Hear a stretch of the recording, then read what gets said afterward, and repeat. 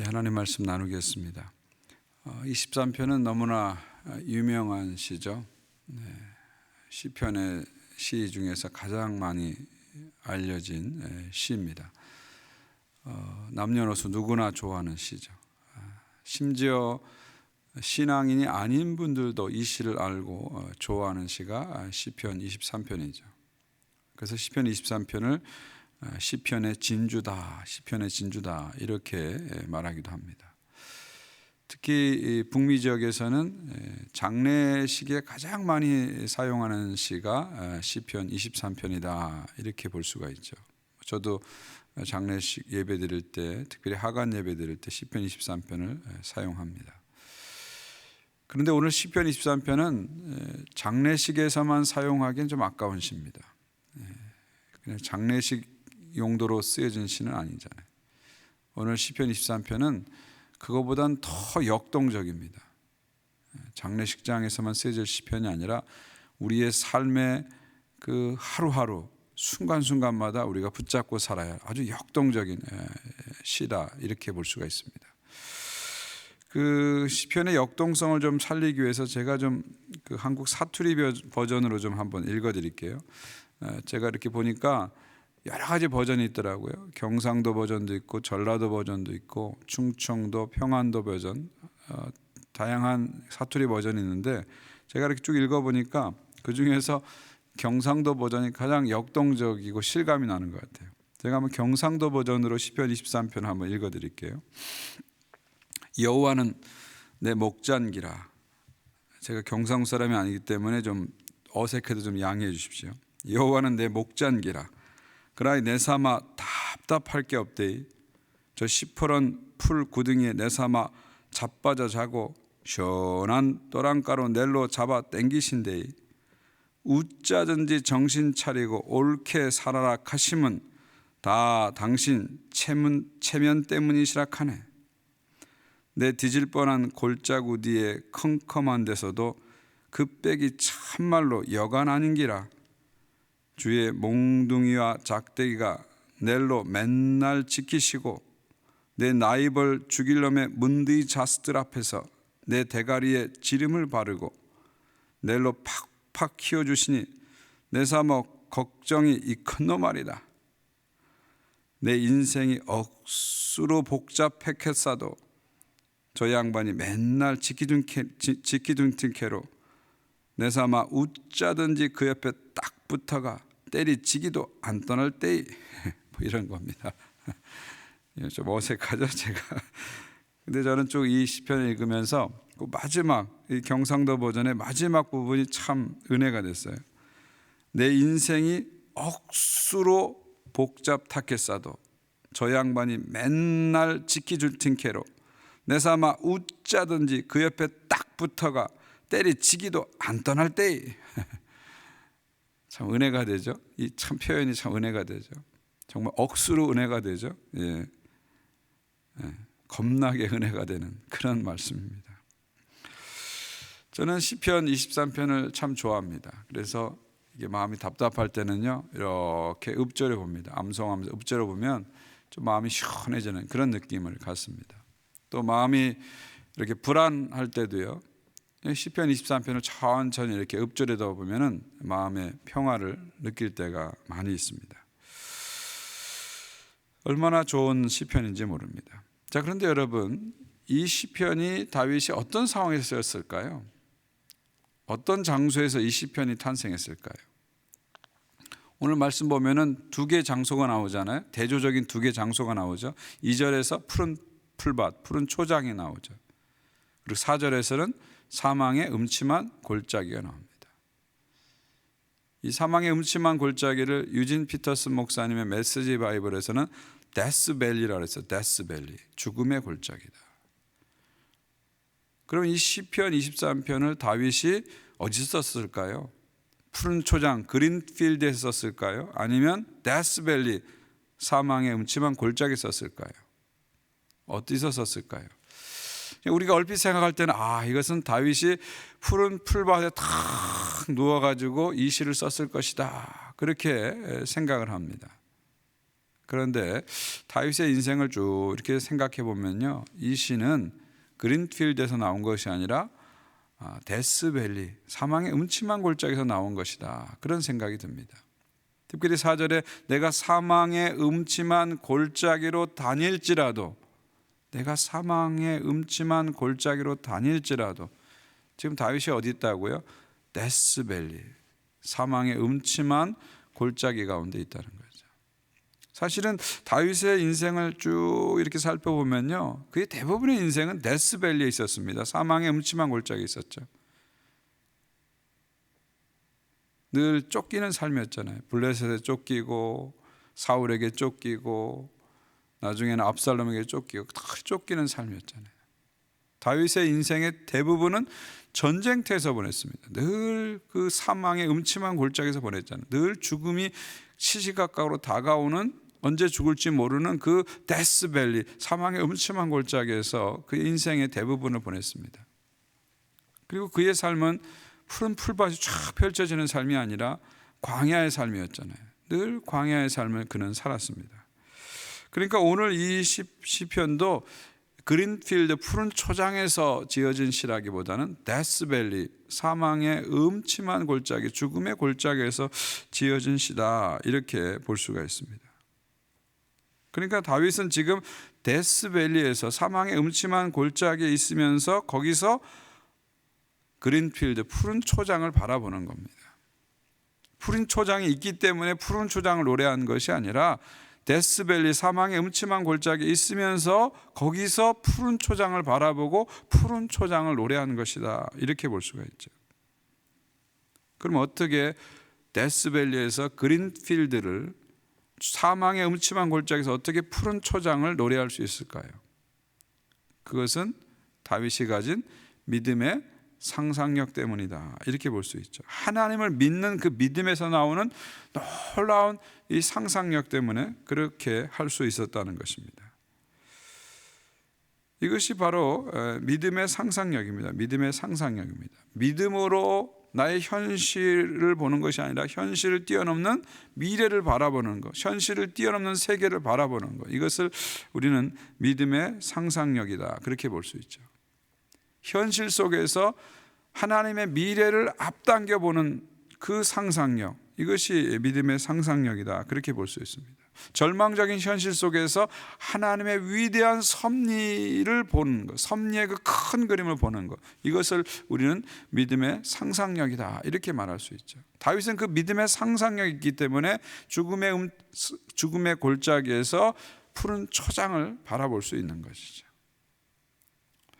이 믿음의 상상력이 나오는 대표적인 본문이 창세기 15장입니다. 창세기 15장을 보면 이 아브라함이 이 방 안에 이렇게 장막 속에 이렇게 갇혀 있습니다. 그러면서 하나님을 향해서 원망하고 불평하는 그런 상황에 있습니다. 왜 원망하고 불평할까요? 아브라함이 창세기 12장에서 내가 너를 큰 민족을 만들겠다, 내 이름을 창대케 하겠다, 그런 어마어마한 약속을 붙잡고 가나안으로 오잖아요. 그 약속 받고 오잖아요. 그런데 약속을 붙잡고 왔는데 20년, 10년이 지나고 20년이 지나도 아무런 변화가 없습니다. 큰 민족을 만든다고 하셨는데 자식 하나 없는 거예요. 자식 한 명도 없는 거예요. 그러니까 아브라함이 절망해서 하나님께 뭐라고 말합니까? 그냥 이 내종 엘리에셋, 다메섹 사람 엘리에셋을 나의 상속자로 삼고 내가 그냥 노후를 살겠습니다, 그렇게 절망스러운 말을 하잖아요. 그때 하나님이 어떻게 합니까? 아브라함을 그 장막에서 끌어내가지고 밖으로 끄집어내시잖아요. 그러면서 저 하늘의 별을 보라, 그렇게 말씀하시잖아요.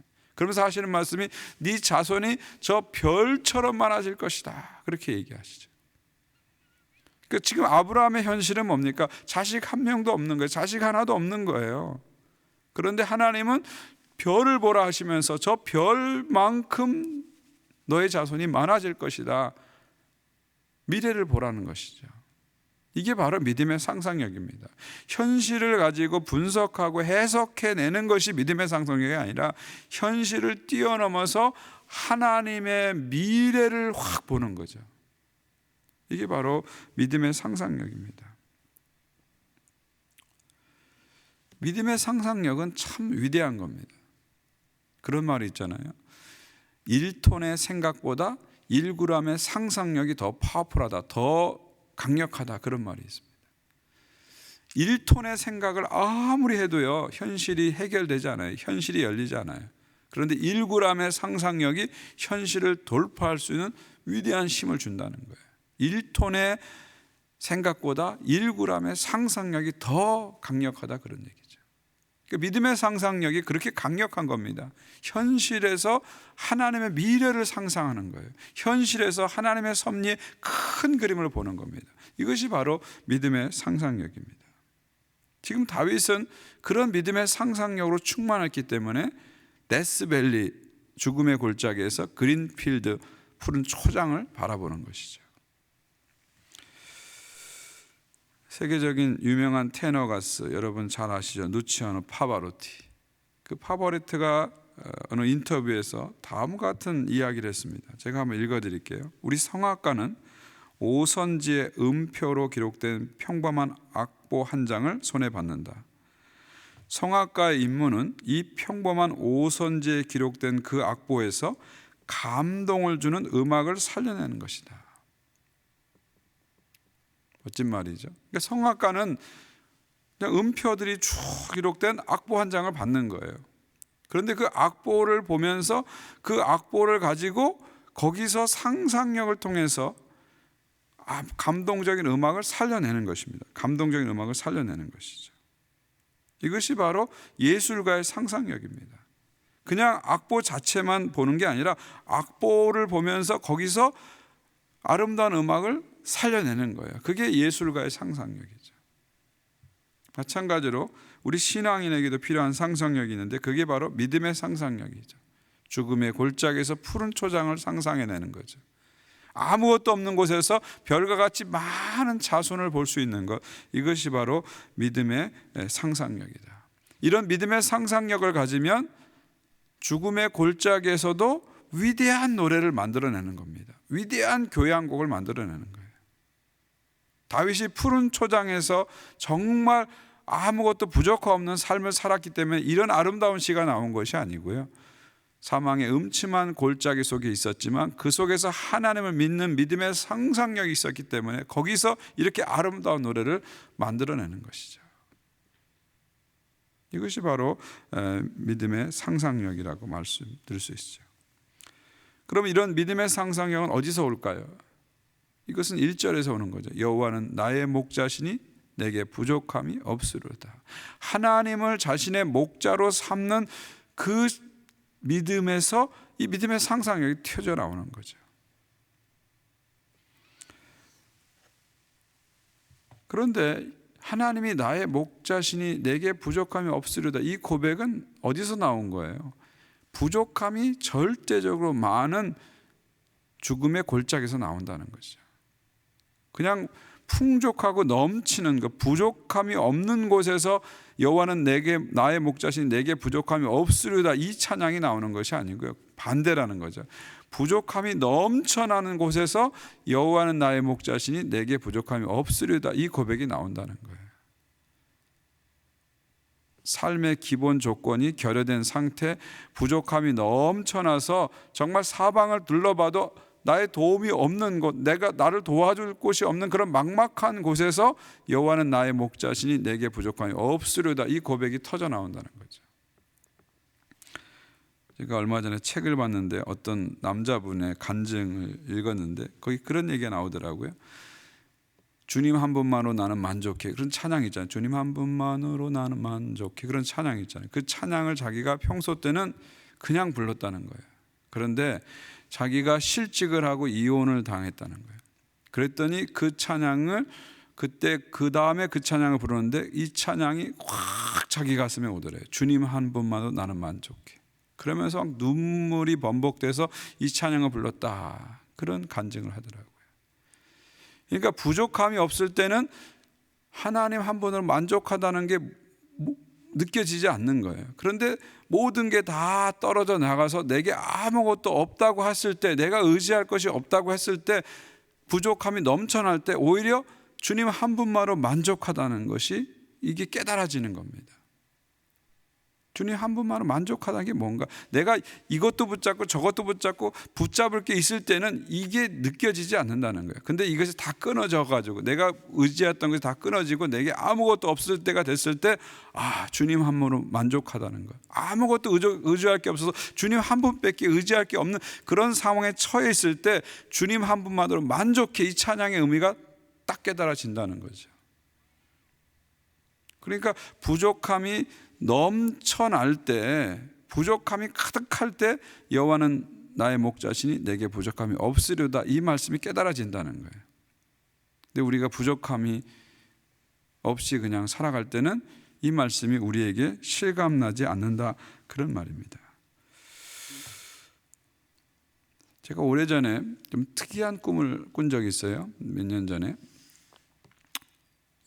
그때 이제 저녁에 이런저런 목회적인 생각을 하고 교회에 대한 이런저런 생각을 하다가 전 밤늦게 잠이 들었습니다. 잠이 들었는데 이 꿈인지 생신지 아주 구분이 안 되는 애매한 그런 꿈을 꿨어요. 그런 상태에서 꿈을 꿨어요. 이렇게 꿈을 꾸는데 제 모습이 나오는데요. 제 온몸에 머리부터 발끝까지 그 노란 포스트잇 있죠. 포스트잇, 3M에서 나온 포스트잇. 그 포스트잇이 머리부터 발끝까지 다 붙어 있는 거예요. 꿈에서 다 붙어 있는 거예요. 그리고 그 포스트잇이 떨어질까 봐서 제가 막 전전긍긍하면서 이렇게 막 제대로 움직이지 못하고 이런 상태로 있더라고요, 제가. 그런데 그 포스트잇에 뭐라고 써 있는가 이렇게 보니까요. 그걸 보니까 거기에 교인들의 이름이 하나씩 다 써 있더라고요. 수백 장의 교인들의 이름이 다 써 있더라고요. 그래서 그 이름 중에 하나라도 떨어질까 봐서, 그 포스트 하나가 떨어질까 봐서 전전긍긍하면서 막 제가 이러고 있더라고요. 그런데 옆에 주님이 계신 것 같아요, 느낌상. 근데 주님이 그걸 바라보는 저 모습을 바라보면서 되게 좀 안 좋게 보시더라고요.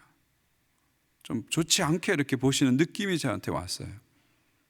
그러다가 제가 깨어났습니다. 깨어나서 참 희한한 꿈이다 생각이 들었어요. 그래서 잠깐 침대에 앉아가지고 그 꿈을 가지고 기도한 적이 있습니다. 왜 이런 꿈을 꿨을까? 내가 왜 이런 희한한 꿈을 꿨을까? 그렇게 기도한 적이 있어요. 근데 한참을 기도하면서 제가 깨달은 게 뭐냐면 이게 저의 모습이라는 거죠. 저의 모습이라는 거죠. 그러니까 목회를 하면서 교인들을 제 몸에 다 붙여가지고 하나의 교인도 떨어지면 안 돼. 다 붙잡고 가야 돼. 그래야지 교회가 잘 될 거야. 그래야지 목회가 어려움이 없을 거야. 그런 마음으로 전전긍긍하면서 살아가는 거죠. 그게 저의 그 담임 목사로서의 저의 상태였다는 것을 이렇게 하나님 보여주신 거죠.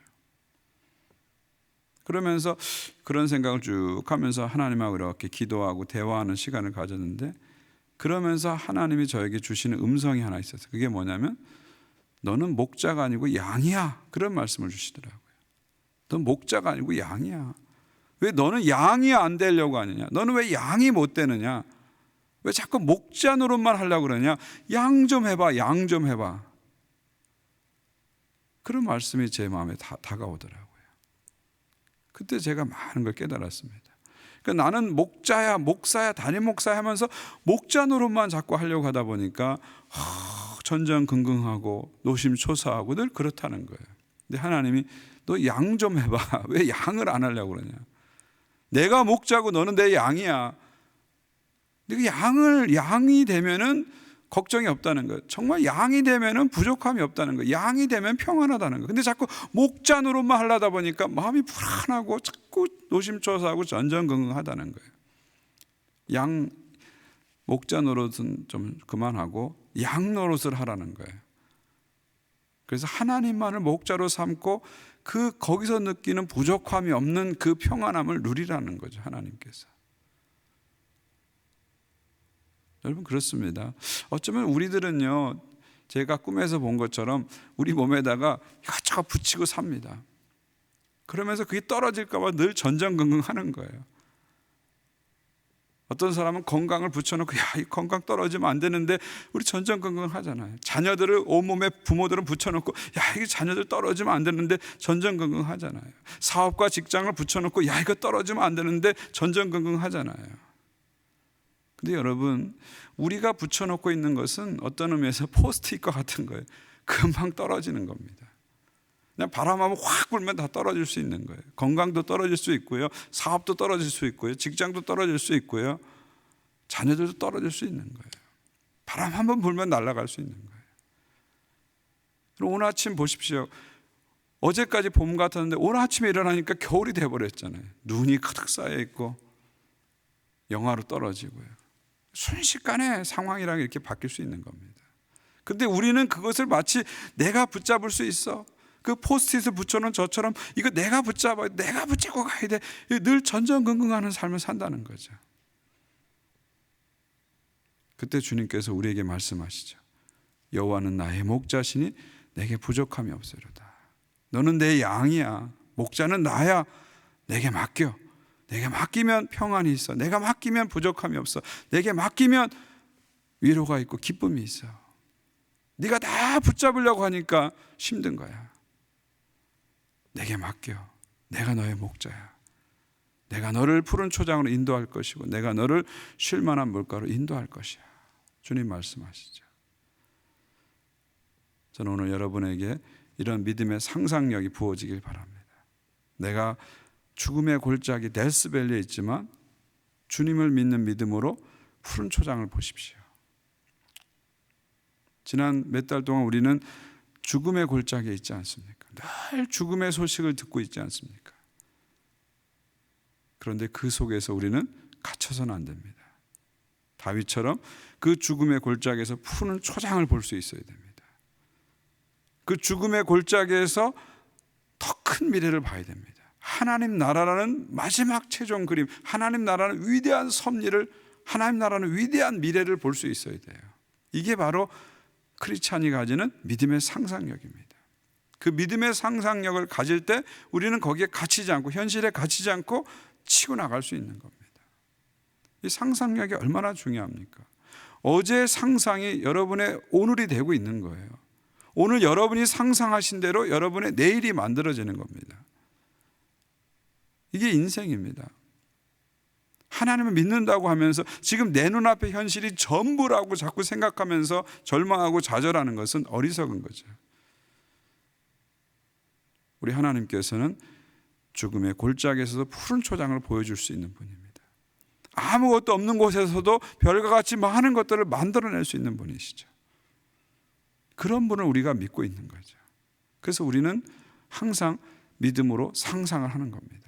그러면서 현실을 치고 나가고 결국 하나님 나라와 하나님의 미래를 향해서 나가는 것이죠. 이런 믿음이 저와 여러분 가운데 있길 바랍니다. 그리고 이 믿음을 가지고 나가길 바랍니다. 주님이 여러분의 목자십니다. 그리고 우리는 그분의 양입니다. 이 믿음으로 승리하시는 여러분 모두 되시기를 주의 이름으로 축원드립니다. 우리 함께 주기도문으로 우리의 기도를 드리겠습니다. 하늘에 계신 우리 아버지여, 이름이 거룩히 여김을 받으시오며 나라가 임하옵시오며 뜻이 하늘에서 이루어진 것 같이 땅에서 이루어지이다. 오늘 우리에게 일용할 양식을 주시옵고 우리가 우리에게 죄 지은 자를 사하여 준 것 같이 우리의 죄를 사하여 주시옵고 우리를 시험에 들게 하지 마시옵고 다만 악에서 구하시옵소서. 나라와 권세와 영광이 아버지께 영원히 싸움나이다. 아멘.